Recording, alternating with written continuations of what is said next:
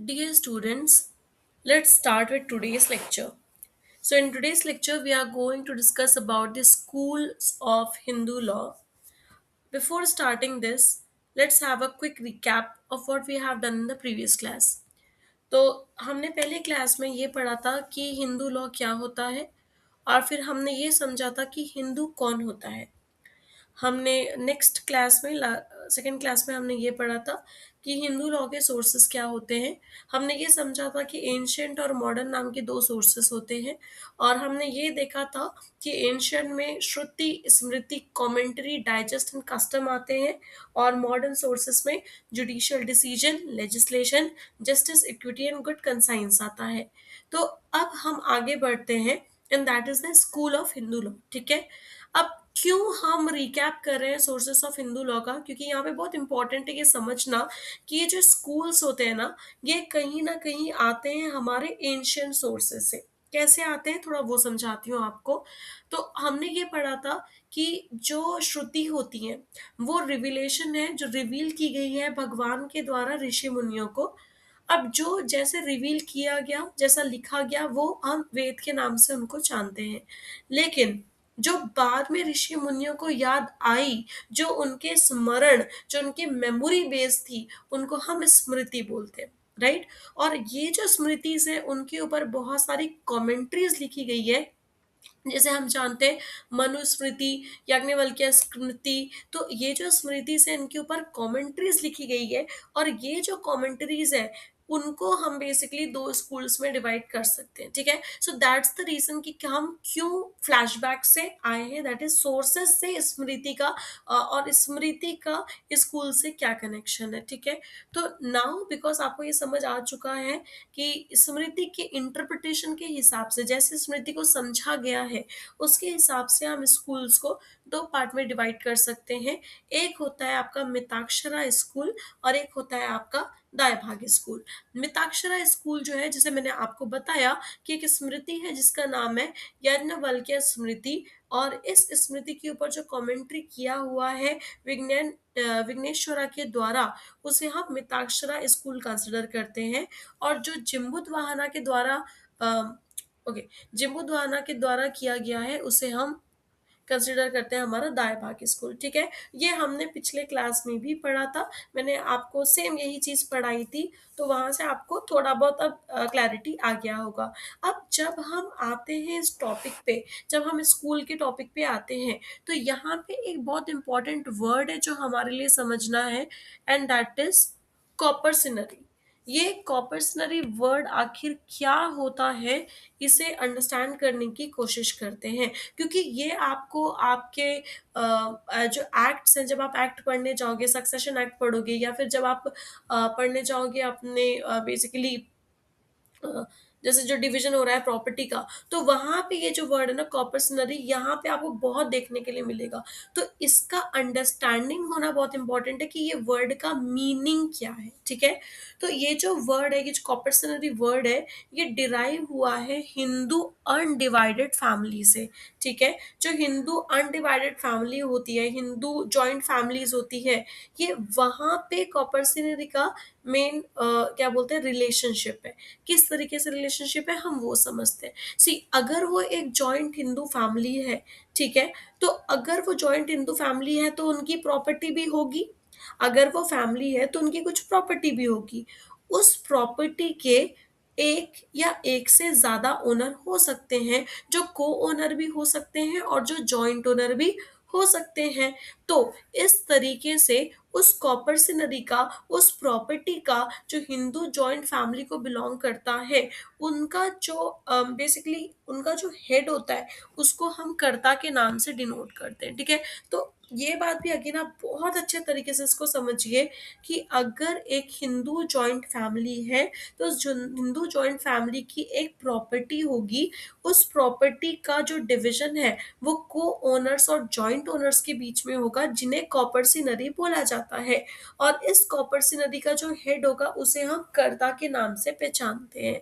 यहाँ पे एक बहुत ही इंपॉर्टेंट चीज है जो आप समझने की जरूरत है या आपको याद रखने की जरूरत है, एग्जाम में ये बहुत ज्यादा पूछा जाता है कि क्या एक ही कर्ता होता है हिंदू फैमिली में? So no, it is not like that.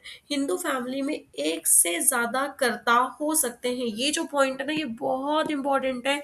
ये आपके जैसे जो छोटे मोटे क्वेश्चंस होते हैं, एमसीक्यू जैसे क्वेश्चंस होते हैं, इसमें बहुत इंपॉर्टेंटली पूछा जाता है कि एक हिंदू फैमिली में एक से ज्यादा कर्ता हो सकते हैं। कर्ता कौन होता है? कॉपर्सनरी का हेड होता है। कॉपर्सनरी क्या होती है? एक हिंदू जॉइंट फैमिली में जो प्रॉपर्टी होती है, इस प्रॉपर्टी का डिवीजन जो को ओनर्स और जॉइंट ओनर्स के बीच में होता है, उसे कॉपर्सनरी कहा जाता है। ठीक है। नाउ अगेन हम कर्ता पे आते हैं कि आखिर ये कर्ता एग्जैक्टली कौन होता है, कौन ये कर्ता हो सकता है। सो कर्ता जो है वो यूजुअली घर का कोई सीनियर मेंबर हो सकता है, या फिर वो व्यक्ति हो सकता है जो उस पूरी फैमिली को मैनेज करता है। और उसका मेन रिस्पॉन्सिबिलिटी क्या होता है? उसकी मेन रिस्पॉन्सिबिलिटी, मेन ड्यूटी ये है कि वो अपनी पूरी फैमिली को क्या करता है? अपनी फैमिली मेंबर्स को रिप्रेजेंट करता है। ठीक है। So karta, he can be a senior member और he can be a member who is managing the entire family. और उसकी जो मेन ड्यूटी है वो क्या है? कि वो अपने फैमिली मेंबर्स को रिप्रेजेंट करता है। ठीक है। और ये जो फीमेल होती हैं, ये फीमेल जो है बेसिकली वो डिपेंडेंट होती है। किस पे डिपेंडेंट होती है? कर्ता पे डिपेंडेंट होती है किसी भी जॉइंट फैमिली में। सिमिलरली जो माइनर होता है वो भी डिपेंडेंट होता है। और ये जितने भी डिपेंडेंट होते हैं ना, चाहे वो फीमेल हो चाहे वो माइनर हो, जो कर्ता पे डिपेंडेंट है, उनका मेंटेनेंस करने का भी जो काम होता है वो किसका होता है? कॉर्पोरेशनरी। देखिए आज के डेट में क्या होता है, यूजुअली जब हम जैसे देखते हैं ना, बहुत सारे केसेस वगैरह आते हैं और न्यूज़ में भी जैसे केसेस वगैरह आते हैं, तो मेंटेनेंस जो टर्म है वो कहीं ना कहीं हमको लगता है कि वो एसोसिएटेड है हमारे डाइवोर्स से, या फिर हमारे बेसिकली शादी के रिलेशनशिप से। यूजुअली लोगों को ऐसे ही लगता है कि शादी से ही वाइफ को जो अमाउंट दिया जा रहा है वही मेंटेनेंस है, but that is not the case. Maintenance जो होता है वो हर डिपेंडेंट पे, लाइक जो डिपेंडेंट है उनसे एसोसिएटेड है, जिसमें female is one of the dependent, minor is one of the dependent as well, right. तो अगर ये जो करता है, अगर ये फेल हो जाता है, right, if the karta fail to give maintenance to unmarried daughter in the joint family, he will not be eligible to call as karta. So अगर कर्ता अपने जॉइंट फैमिली में अपनी जो अनमैरिड डॉटर है उसको मेंटेनेंस नहीं कर पा रहा है, बेसिक नहीं कर पा रहे, तो वो कर्ता कहलाने के लिए एलिजिबल नहीं होंगे। ठीक है। और कर्ता के जो पावर्स होते हैं वो पॉइंट टू पॉइंट चेंज हो सकते हैं। तो यहाँ पे एक केस है Ram Kumar versus commissioner of income tax. इसमें ये ऑब्जर्व किया गया कि हिंदू जॉइंट फैमिली को एक यूनिट के रूप में कंसिडर किया जाएगा, और जो इनका हेड होता है वो कौन होता है? कर्ता होता है। तो karta is a very important person in a Hindu undivided family, and he is being denoted as the manager of the family, right. तो ये बहुत इंपॉर्टेंट है आपको समझना कि कर्ता या इससे रिलेटेड जो डेफिनेशन है वो Ram Kumar versus commissioner income tax में मेंशन की गई है। तो कर्ता का जो पोजीशन होता है ना, वो क्या होता है? एक लैटिन टर्म से डिनोट होता है जिसका नाम है सुई जनरस। सुई जनरस का मतलब होता है द क्लास ऑफ इटसेल्फ, अपने आप में एक क्लास है। ठीक है। सो पोजीशन ऑफ अ कर्ता इज बेसिकली सुई जनरस, इज नोन एज सुई जनरस, मतलब अपने आप में क्लास है, अपने आप में एक यूनिक पोजीशन है। कहाँ पे यूनिक पोजीशन है? उसके हिंदू फैमिली प्रॉपर्टी में उसकी यूनिक पोजीशन है। किसकी? कर्ता की। So that is entire thing about coparcenary. आप इसको बहुत अच्छे से समझ गए। आपको चाहिए तो वापस से रिपीट में लगा के इसको देखिए, इस टॉपिक को समझिए, इसको रीड करिए, बिकॉज ये जो टर्म है ना, आपको बहुत बार आगे देखने के लिए मिलेगा। तो ये टर्म समझना आपके लिए बहुत इंपॉर्टेंट है। तो अब हम नेक्स्ट थोड़ा आगे बढ़ते हैं, हम थोड़े कैरेक्टरिस्टिक में जाते हैं, क्योंकि जस्ट हमने अभी ये वर्ड को समझा, तो हम उसके थोड़े कैरेक्टरिस्टिक पढ़ रहे हैं कि फॉर्मेशन कैसे होता है स्कॉपर सिनरी का। तो मिताक्षरा और दायभाग स्कूल में अलग अलग तरीके से फॉर्मेशन होता है, थोड़ा उसको समझते हैं। मिताक्षरा स्कूल की मैं अगर बात करूं, तो Mitakshara school has right to ancestral property arises by the birth. मतलब कि मिताक्षरा स्कूल में जो बर्थ होता है, बर्थ से ही एंसेस्ट्रल प्रॉपर्टी का राइट्स अराइज हो जाता है। The property can be partition, like property को पार्टीशन किया जा सकता है। The son becomes the co owner of the property sharing similar right as that of the father. तो बच्चा जब पैदा पैदा हुआ और वहां से वो जो बच्चा है, वो जो सन है, आप यहाँ पे एक और चीज याद रखना, बच्चा का मतलब यहाँ पे सन है, ओके। तो जो लड़का है, जो बच्चा है, जो सन है, वो को ऑनर होता है प्रॉपर्टी का, और उसके जो राइट्स होते हैं वो उसके पिताजी के बराबर होते हैं। So the father does not have a right to alienate the property. आपको समझ आ रहा है एक चीज? तो एक लेट अस सपोज ये एक्स नाम का एक व्यक्ति है और इस पर्सन के पास में पी नाम की एक प्रॉपर्टी है, ठीक है। अब क्या होता है कि कुछ समय के बाद इस एक्स व्यक्ति की शादी हो जाती है, और शादी होने के बाद में इसका एक सन होता है जो कि वाई नाम का है, ठीक है। तो पहले ये एक्स था, इसकी प्रॉपर्टी थी। जब वाई का जन्म होता है तो ऑब्वियस सी बात है, मैंने आपको समझाया कि मिताक्षरा स्कूल में क्या हो रहा है कि ये वाई जो है, ये वाई का भी क्या होता है, इस प्रॉपर्टी पी में क्या होता है, इसका राइट अराइज हो जाता है, इसका भी हक है वो उस पी नाम के प्रॉपर्टी पे, ठीक है। तो अब क्योंकि ये जो पी नाम का प्रॉपर्टी है ये इन दोनों को बिलोंग करता है, तो क्या एक्स अकेले उस प्रॉपर्टी को एलिनेट कर सकता है, अलग कर सकता है, दे सकता है? क्या नहीं दे सकता है? क्यों? क्योंकि अब इसके दो ओनर्स है, that is X as well as Y, ठीक है। तो ये आपको इंपॉर्टेंटली समझना है, मैं बार बार बोल रही हूँ, यहाँ पे सन वर्ड का इस्तेमाल किया गया है। Now there is a survivorship in Mitakshara school. Survivorship नाम मतलब इसका क्या मतलब है, अब आपको मैं ये भी समझाती हूँ। सो लेट अस सपोज कि अगेन एक्स नाम का एक कर्ता है, ठीक है। और ये जो, या एक्स नाम का एक कर्ता है, या फिर हम समझ सकते हैं कि यहाँ पे एक्स और वाई दो को ओनर्स हैं, हम ये भी समझ सकते हैं, या कोई प्रॉपर्टी जिसके एक्स और वाई दो को ओनर्स है, ठीक है। तो अगर एक्स की डेथ हो जाती है तो जो सरवाइव करेगा ना, तो ये सर्वाइवरशिप इसको बोला जाता है, कि जो बेसिकली अगर जॉइंट ओनर्स है या को ओनर्स है और एक की डेथ हो जाती है, तो जो बचा वो क्या बन जाएगा, उसका ओनर बन जाएगा। सो that is how survivorship works, ठीक है। तो मैं आपको यहाँ पे डिफरेंस समझाती हूँ कि जैसे एक्स है एक इंसान, और इसका जो बच्चा है वो वाई है, तो यहाँ पे जो चीज पास हो रही है उसको हम क्या बोलेंगे, सक्सेशन, ठीक है। लेकिन अगर एक्स और वाई दो को ओनर है और एक की डेथ हो रही है और एक बच गया, तो इसको हम बोलेंगे सर्वाइवरशिप, ठीक है। इसको आप बहुत अच्छे से समझिए, सक्सेशन और सर्वाइवरशिप में ये डिफरेंस आता है, ठीक है। नाउ इनहेरिटेंस अब मिताक्षरा स्कूल में दो प्रकार से हो सकती है। एक होता है आपका अप्रतिबंधीय, इसका मतलब होता है प्रॉपर्टी जो इनहेरिट होती है डायरेक्ट मेल एंसेस्टर से, जैसे कि फादर्स फादर, दादा, पापा, ऐसा। या फिर सप्रतिबंधित, विच इसका मतलब होता है प्रॉपर्टी जो कि पैटर्नल अंकल, ब्रदर या अदर से पास हुई है, ठीक है। तो दो तरीके से प्रॉपर्टी इनहेरिट हो सकती है। कैसे इनहेरिट हो सकती है, अगेन एक्सप्लेन करती हूँ आपको। अब लेट अस सपोज कि ये एक्स है, ये अकेला करता है, और इसका बच्चा है वाई। तो ऑब्वियस सी बात है, अगर एक्स डेथ होता है तो ऑब्वियस सी बात है जो प्रॉपर्टी है वो तो वाई के पास ही आएगी, क्योंकि वो तो वाई उस प्रॉपर्टी का ओनर तब से बन जाता है जब से उसने जन्म लिया है। बट लेट अस सपोज कि इसके दो जॉइंट ओनर्स है, ठीक है। तो अब अगर एक्स की डेथ हो गई तो इसका ओनरशिप किसके पास में जाएगा, सॉरी माय मिस्टेक, यहाँ पे हम जेड लेते हैं। अगर मान लो कि एक्स की डेथ हो गई तो प्रॉपर्टी किसके पास में जाएगा, जेड के पास में जाएगा। अब अगर जेड की मृत्यु होती है तो प्रॉपर्टी क्या होती है, अब वो वहां से वाई के पास में आएगी। Are you getting it? तो जब एक्स से डायरेक्टली जा रही है तो उसको बोलेंगे अप्रतिबंध, और अगर मान लो वो जेड से जा रही है तो उसको बोलेंगे सप्रतिबंध दत्य, ठीक है। तो इस तरीके से आप समझिए इस चीज को कि सर्वाइवरशिप कैसे यहाँ पे इंपॉर्टेंट बन जाता है। तो आप ऐसे आप याद रख सकते हो, एस से सर्वाइवरशिप और एक्स से सप्रतिबंधद्य, जहाँ पे हम सर्वाइवर से अपनी प्रॉपर्टी ले रहे हैं, अदरवाइज हम डायरेक्टली ले रहे हैं, ठीक है। तो ये जो हमने कॉन्सेप्ट समझा, ये किसका पढ़ा हमने, कि मिताक्षरा स्कूल में कैसे प्रॉपर्टी ट्रांसफर होती है। अब हम थोड़ा दाएं भाग स्कूल की बात करते हैं, ठीक है। तो अगर मैं दाएं भाग स्कूल की बात करूं, मैं थोड़ा सा रब कर देती हूँ तो आपको थोड़ा बेटर यहाँ पे दिखाई देने लगेगा। सो अगर मैं आज दाएं भाग स्कूल की बात करूं, तो दाएं भाग स्कूल जो होता है, यहाँ पे right to ancestral property, property like जो एंसेस्ट्रल प्रॉपर्टी है वो लास्ट ओनर के डेथ के बाद ही अराइज होती है, ठीक है। अगेन इसको हम थोड़ा समझते हैं।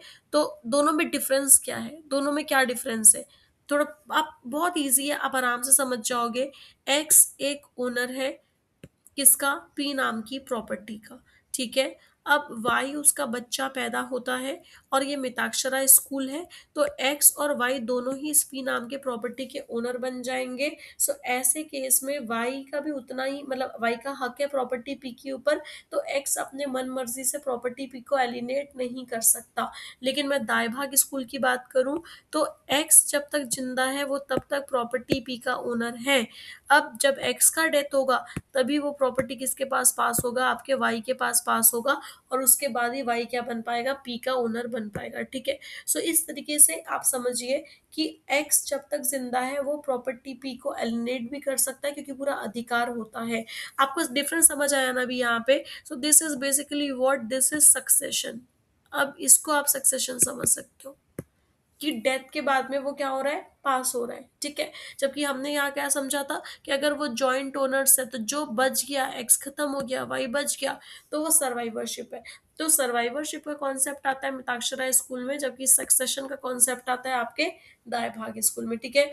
ये बहुत इंपॉर्टेंट है, इसे properly line by line read करिए। आपको मतलब 2 से 3 बार आप इसको पढ़िए, आपको समझ आ जाएगा सक्सेशन एंड सर्वाइवरशिप में क्या डिफरेंस होता है। ठीक है। अब थोड़ा आगे अगर मैं समझाऊं आपको, और हाँ, अगर बाई एनी चांस आपको यहाँ फिर भी नहीं समझ आया, तो आप कमेंट सेक्शन में मेंशन कर सकते हो कि कौन सा एग्जैक्ट टॉपिक है आपको समझ नहीं है, so that I can just like आपको मैं कमेंट सेक्शन में भी अगर एक्सप्लेन कर पाऊँ तो I will be doing that as well. But बहुत ईजी है, बहुत ईजी है। अगर एक्स, अगर मिताक्षरा स्कूल है तो बच्चा पैदा हुआ है तो पैदा होने के बाद से वो प्रॉपर्टी पी पे हक रखता है। लेकिन दाबाग स्कूल में वो प्रॉपर्टी पी पे हक नहीं रखता है जब तक कि उसके जो भी लास्ट ओनर है उसकी डेथ नहीं हो जाती, तब तक वो प्रॉपर्टी पी पे अपना हक नहीं रखता है। ठीक है। जो दाबाग स्कूल है वो सक्सेशन पे काम करता है, मिताक्षरा स्कूल जो है वो सर्वाइवरशिप पे काम करता है। So that is basically the two different thing. अब मैं थोड़ा आगे बढ़ती हूँ आपके राइट ऑफ वीमेन पे। राइट ऑफ वुमेन की अगर मैं बात करूं, तो मैंने आपको यहाँ पे बार बार ही एक बार रिपीट किया था कि मिताक्षरा स्कूल में मैं बार बार आपको बोल रही थी सन, सन वर्ड पे एम्फोसिस डाल रही थी। क्यों? क्योंकि अब आपको समझ आएगा कि हम सन वर्ड पे एम्फोसिस क्यों डाल रहे थे। क्योंकि विमेन जो होती है, मैं मिताक्षरा स्टाइल की बात करूँ या मिताक्षरा सिस्टम की बात करूँ, a women has a right to share in any partition between her husband sons, acknowledging her function position in the family structure। So Mitakshara school में जब कोई वाइफ होती है, ठीक है, उस वाइफ का जो होता है हक बनता है जब पार्टीशन हो रहा है। कब पार्टीशन हो रहा है? जब उसके हस्बैंड और बच्चों के बीच में पार्टीशन हो रहा है, तो उसकी वाइफ का भी हक यहाँ पे राइट टू शेयर अराइज होता है। किसमें? मिताक्षरा स्कूल में। लेकिन दाएबाग स्कूल की बात करूं तो women's right differ as a father retain absolute ownership and therefore women lack the same entitlement. ठीक है। तो यहाँ पे विमेन का जो राइट है वो उसको फादर से अलग है, उसके पिताजी से अलग है। सो दैट्स द रीजन कि विमेन का होल्ड या एंटाइटलमेंट या हक कहीं ना कहीं लैक करता है दाभाग स्कूल में। ठीक है। ये दो इंपॉर्टेंट कॉन्सेप्ट है, आपको इसको बहुत अच्छे से याद करना है। ऑल ड्यू एक केस हुआ था विनीता शर्मा वर्सेस राकेश शर्मा, वहां पे कोर्ट ने इस चीज को बहुत अच्छे से क्लैरिटी दिया था। मैं आपको जब लास्ट में हम पहुंचेंगे तो आपको बहुत सारे मैं केसेस आज बताने वाली हूँ, आपको और क्लैरिटी होगा। लेकिन अभी के लिए आप थोड़ा ये अंडरस्टैंड करिए। अगेन सारे लाइंस को आप रिपीट करिए, रिपीट करके समझने की कोशिश करिए, अच्छे से समझ आ जाएगा बिकॉज ये दोनों स्कूल्स बहुत इंपॉर्टेंट है। अब हम स्पेसिफिकली आते हैं मिताक्षरा स्कूल में। अब क्योंकि मैंने आपको बेसिक समझा दिया है ना, तो आप खुद ही इसको समझ जाओगे कि मतलब बहुत सारी चीजें आप खुद ही समझ जाओगे यहाँ पे। सो प्रॉपर्टीज हम समझते हैं। जॉइंट फैमिली, मिताक्षरा स्कूल में जॉइंट फैमिली का कॉन्सेप्ट होता है, जहाँ पे प्रॉपर्टी जो है वो फैमिली के सारे मेंबर्स के द्वारा जॉइंटली हेल्ड किया जाता है। अब तो ये बहुत इजी है आपके लिए समझना, है कि नहीं? अगर एक्स एक आदमी है, जब उसका बच्चा वाई पैदा हो रहा है तो उसका भी उतना अधिकार बन रहा है किसके ऊपर? प्रॉपर्टी के ऊपर। तो प्रॉपर्टी जो है वो क्या है, वो जितने मेंबर्स है उनकी फैमिली में वो जॉइंटली मिला करके उसको क्या करते हैं? होल्ड करते हैं। And is inherited by the male member of the family। ठीक है। इन अ अनब्रोकन मेल डिसेंट। सो अगर एक के बाद एक के बाद एक, बेटे के बाद बेटा के बाद बेटा होते जा रहा है, सो उस केस में जो प्रॉपर्टी है वो हमेशा किसके द्वारा इनहेरिट की जाएगी? उनके मेल मेंबर के द्वारा इनहेरिट की जाएगी, ठीक है। The property is considered to be undivided and coparcenary. So again इसलिए मैंने आपको सबसे पहले कॉपर्सिनरी वर्ड का मीनिंग समझाया, क्योंकि अब आप यहाँ पे कॉपर्सिनरी वर्ड देखोगे तो आपको समझ आ रहा होगा कि क्या होता है। कि अगर एक हिंदू जॉइंट फैमिली है तो वहाँ पे जो जॉइंट फैमिली के जो ओनर्स होंगे, जो प्रॉपर्टी का डिवीजन होगा, सो दैट इज बेसिकली कॉपर्सिनरी। सो हम उस कॉपर्सिनरी की यहाँ पे बात कर रहे हैं। और and the male members have equal right in the property. Same वही चीज जो मैंने आपको एक्सप्लेन किया कि वाई जो बच्चा है उसका भी उतना ही अधिकार है उस प्रॉपर्टी पे जितना उसके पापा का अधिकार है। नेक्स्ट हम आते हैं कॉपर सिनरी पे। तो अगेन ये भी मैंने आपको सेम चीज अभी अभी समझाया कि कॉपर्सनरी का मतलब होता है जॉइंट ओनरशिप ऑफ प्रॉपर्टी में by the male member of a family, ठीक है। तो यहाँ पे मेल मेंबर्स की हम बात करें, सन, ग्रैंडसन, ग्रेट ग्रैंडसन, हम उनकी बात कर रहे हैं, सन्स की बात कर रहे हैं। राइट टू सर्वाइवरशिप, ये भी जस्ट मैंने आपको समझाया कि where upon the death of the coparcener his share in the property passes by the survivorship to the surviving coparcener and not by the succession. मैंने अभी आपको जस्ट एक्सप्लेन किया कि अगर एक्स और वाई दो जॉइंट ओनर है, ठीक है, तो एक्स के मरने के बाद प्रॉपर्टी जो है वो किस में पास होगी, सर्वाइवरशिप में पास होगी, वाई पे पास होगी, ना कि सक्सेशन पे। हिंदू सक्सेशन एक्ट 1956 की अगर मैं बात करूं, जो आज का हमारे कंट्री का मेन सक्सेशन गवर्निंग जो है वो इनहेरिटेंस का, वो कहाँ से चलता है, हिंदू सक्सेशन एक्ट के हिसाब से चलता है and is based on the principle of Mitakshara school. So according to Mitakshara school only male coparceners have the right to inherit the ancestral property and female member do not have a coparcenary property. तो अगर इसमें अब क्या हो चुका है, इसमें अब अमेंडमेंट्स हो चुके हैं, अब यहाँ पे अमेंडमेंट हो चुका है। राइट नाउ वीमेन या female can also be a coparcener. अब ये चेंज हो चुका है, अब ये अमेंड हो चुका है। नेक्स्ट आता है आपका मिताक्षरा स्कूल। सो मिताक्षरा स्कूल जो है वो इंडिया के नॉर्थ और वेस्टर्न रीजन में ही फॉलो किया जाता है, ठीक है। So these are basically the property of the Mitakshara school. बहुत ज़्यादा हैवी होते जा रहा है कंटेंट, आई अंडरस्टैंड। हमने शुरू किया था बहुत बेसिक से स्कूल्स को लेके, फिर हमने कॉपर सिनरी को समझा, फिर हमने उसके कैरेक्टरिस्टिक को समझा, फिर उसके बाद हमने मिताक्षरा स्कूल को समझा। तो अब तक आपके दिमाग में बहुत सारा कंटेंट आ चुका होगा, बट ये आपके एग्जाम पर्पस के लिए बहुत इंपॉर्टेंट है। इनफैक्ट जैसे अगर हम स्पेसिफिकली मुंबई यूनिवर्सिटी की बात करें, तो आपके मॉड्यूल नंबर टू के स्टार्टिंग के जो 3 से 4 टॉपिक्स है वो अकेले इस पूरे स्कूल्स ऑफ हिंदू लॉ पे बेस्ड करते हैं। सो दैट्स द रीजन कि एक्सप्लेनेशन भी बहुत बड़ा है, but at the same time ये आपके एग्जाम के लिए भी उतनी ही इम्पोर्टेंट है। नेक्स्ट आते हैं हम लैंडमार्क केसेस पे। सो पहला लैंडमार्क केस अगर हम देखें, commissioner of wealth tax versus Chander Sen. So principle establish property inherited by a son from his father after the Hindu succession act is inherited in his individual capacity and not as a Hindu undivided family, ठीक है। सो जो बेटे को उसके father से मिला है जो भी प्रॉपर्टी हिंदू सक्सेशन एक्ट के बाद, वो एज अ इंडिविजुअल कैपेसिटी होगा and not as a Hindu undivided family. Next है आपका युधिष्ठिर वर्सेस अशोक कुमार। तो यहाँ पे ये देखा गया है कि property inherited under 1956 is separate property unless it is already a part of Hindu undivided family. Prakash versus Fulvati initially held that daughter get copernicary right only both daughter and father were alive on 9 September 2005, लेकिन बाद में इसको over rule कर दिया गया, बाद में इसको हटा दिया गया। तो पहले ऐसा ये रूल आया था आपका, तो 2016 में आया था ये आपका जजमेंट कि इनिशियली हेल्ड दैट डॉटर जो है वो कॉपर्निसरी इनको मिलता है अगर अगर फादर और डॉटर दोनों अलाइव है। कब अलाइव है, 9 सितंबर 2005 में, लेकिन अब इसको ओवर रूल कर दिया गया है। कहाँ किया गया है वो भी पढ़ते हैं। दनम्मा वर्सेस अमर 2008 का केस है। Granted coparcenary right to daughter despite the father's earlier death creating conflict with Phulavati, right. तो फुलवती में क्या बोला गया था कि अगर फादर और डॉटर दोनों जिंदा है 9 सितंबर 2005 के टाइम पीरियड में, तभी वो डॉटर कॉपर्निसरी बनेगी। लेकिन नेक्स्ट केस में ये अमर और दनम्मा के केस में ये बोला गया कि नहीं, अगर उस फादर की डेथ पहले भी हो गई है तो भी कॉपर्निसरी जो है वो आपका क्रिएट हो जाएगा, ग्रांट किया जाएगा। नेक्स्ट है आपका Vinita Sharma versus Rakesh Sharma 2020 constitution bench settle the law, a daughter is a coparcener by birth. यही जस्ट थोड़ी देर पहले मैंने आपको समझाया था, आपको याद है ना, मैंने आपको यहाँ पे जब समझा रही थी कैरेक्टरिस्टिक में, मैंने आपको बोला था कि आपको यहाँ पे क्लैरिटी मिलेगी कि विमेन का जो लैक है यहाँ पे जो दिख रहा है वो आपको क्लैरिटी मिलेगा। तो उसी क्लैरिटी की मैं बात कर रही हूँ यहाँ पे कि डॉटर भी जो होती है वो कॉपर होती है, and the father being alive on 9 September 2005 is not required. तो ये जो फूलावती के केस में जजमेंट आया था उसको भी हटा दिया गया है कि विमेन जो है, जो डॉटर है, वो कॉपर है, ठीक है, बाय बर्थ है वो। नेक्स्ट है उत्तम versus Saubhag Singh, clarified the devolution of ancestral property after the Hindu succession act. मतलब हिंदू सक्सेशन एक्ट आने के बाद में किस तरीके से प्रॉपर्टी ट्रांसफर होती है उसे क्लैरिफाई किया गया।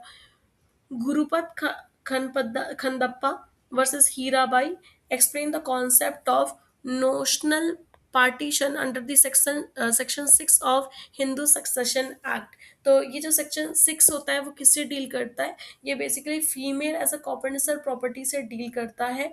अगर सी अभी तक हम हिंदू सक्सेशन एक्ट की बात कर रहे हैं, बट हमने अभी तक क्योंकि हिंदू सक्सेशन एक्ट पढ़ा नहीं है, तो शायद ये आपको लग सकता है कि हिंदू सक्सेशन एक्ट अभी तक 3 से 4 बार बोल दिए तो हमें समझ नहीं आ रहा है।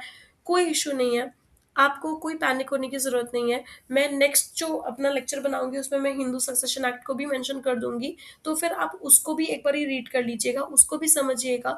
और चाहिए तो जहाँ जहाँ पे भी हमने हिंदू सक्सेशन एक्ट समझा है उस पूरे एक्ट को पढ़ने के बाद में फिर से आप इसको रीड करिएगा, तो और आपको क्लैरिटी डेवलप हो जाएगी। बट अगर आपने नहीं भी पढ़ा है उसको तो भी ज़्यादा यहाँ पे इशू है नहीं, क्योंकि हमने ज़्यादा कुछ इंपॉर्टेंटली यहाँ पे यही देखा है कि हिंदू सक्सेशन एक्ट के आने के बाद में कौन से चेंजेस हुए हैं, कैसे एक डॉटर को भी प्रॉपर्टी का राइट या कॉम्पेंसेटरी का राइट मिला हुआ है।